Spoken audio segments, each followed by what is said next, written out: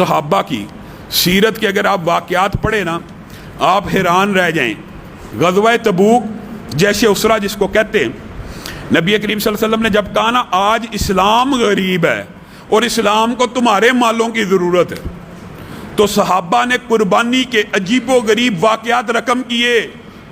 حضرت عمر کہتے ہیں یہ الفاظ سننے تھے رسول اللہ صلی اللہ علیہ وسلم کے, مفہوماً آپ کے سامنے رکھ رہا ہوں.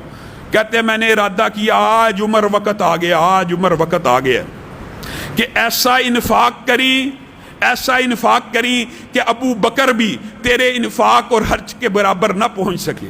حضرت عمر کہتے ہیں لیکن قربان جائیں ہم ابو بکر کی خاک کو بھی نہ پہنچ سکے. میں اپنے گھر میں اس نیت سے داخل ہوا کہ اپنی کل جائیداد کو 2 حصوں میں تقسیم کروں گا, ایک حصہ اللہ کی بارگاہ میں پیش کر دوں گا, رسول اللہ کی بارگاہ میں پیش کر دوں گا, ایک حصہ اپنے لیے رکھ لوں گا. اور کہتے ہیں میں سوچ رہا تھا آج مجھ سے آگے کوئی نہیں نکل سکتا. کہتے ہیں میں وہاں پہ پہنچا, میں نے اللہ کے رسول کو یہ مال دیا, رسول اللہ اتنا خوش ہوئے. حضرت عمر کو بھی عشرہ مبشرہ کو کئی مرتبہ جنت کی بشارت دی. حضرت عمر کو کہا تیرا مال اللہ اور رسول نے قبول کر لیا, جنت کی بشارتیں بھی دی. کہتے ہیں میں بڑا خوش تھا کہ ابو بکر آ رہے ہیں. اور ابو بکر سے رسول اللہ صلی اللہ علیہ وسلم نے پوچھا کیا لے کے آئے ہو ابو بکر؟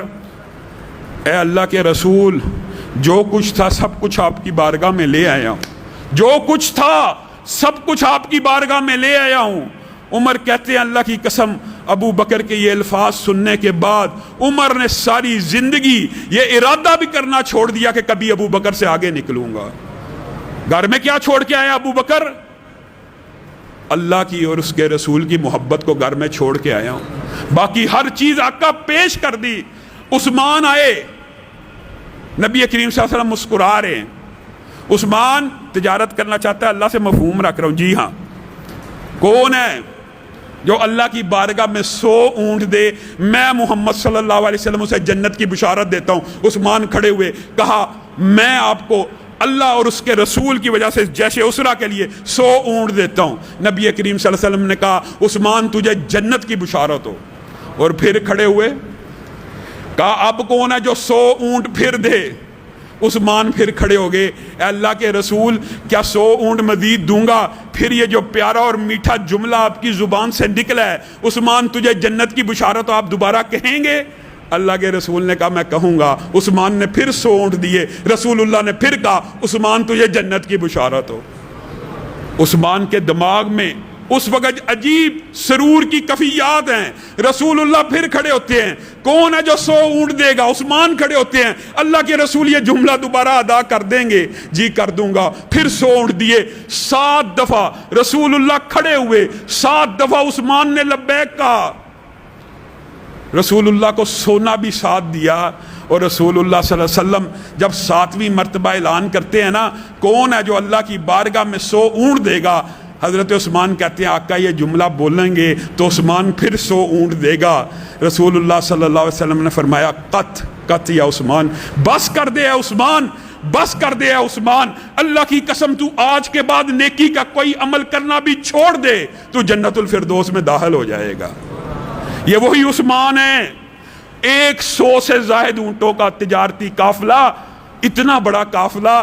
تاریخ کے اندر روایات کے اندر لکھا ہے پتہ کتنا بڑا قافلہ کہ جب مدینہ کی سرحد پہ پہنچا نا مدینہ کے گھر گھر کے اندر اس اونٹوں کے قدموں کی دھمک آ رہی تھی. لوگ ہڑبڑا کے کھڑے ہو گئے کہ کہیں دشمن نے حملہ تو نہیں کر دیا, اتنی بڑی آواز آ رہی ہے.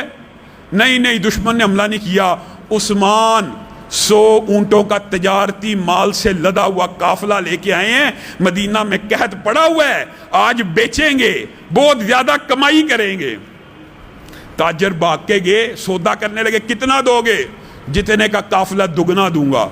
تم کتنا دو گے؟ 3 گنا دوں گا, 4 گنا.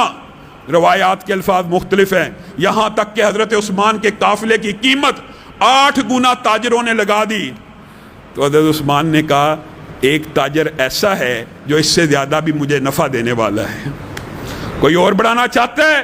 ادھر سے ایک ہرکارا آیا, ادھر سے ایک ہرکارا آیا. امی عائشہ نے بھیجا تھا کہا عثمان کو خبر دو، رسول اللہ صلی اللہ علیہ وسلم نے فرمایا عثمان جنت میں داخل ہو جائے گا۔ حضرت عثمان کی آنکھوں میں آنسو آنا شروع ہو گئے، کہا میں اس رب کے ساتھ تجارت کرنے لگا ہوں جس کی کم از کم تجارت 700 گنا ہے، یہ 100 کے 100 اونٹ جمع ان کے اوپر جتنا سامان ہے اللہ کی بارگاہ میں دے دیتا ہوں۔